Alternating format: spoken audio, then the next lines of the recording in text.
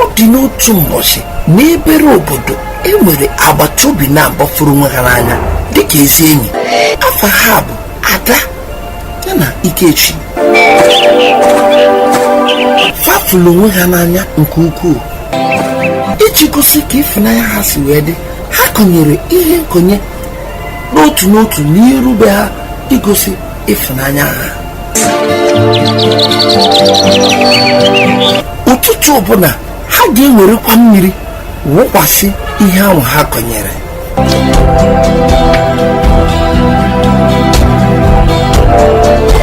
Mgbe udu mmiri bịara, Ada kpọrọ Ikechi si ya bịa. Ọ na ị nwere ike ịbịa n'oge efifie maka na nne m ukwu ọ kwadogo ịgwara anyị abacha kọkwara anyị akụkọ ifo. Ọ dị mma Ada, ọ ga-etinyekwa ya azụ gbamgbam mmechara ife nneme mbịa.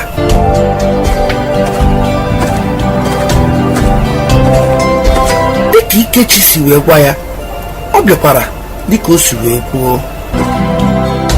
Nne m ukwu kọziere anyị akụkọ maka eze nwaanyị akụrụ mmiri.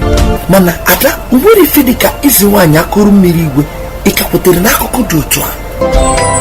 Mana Ikechi amarụ na enwere eze nwaanyị akụrụ mmiri.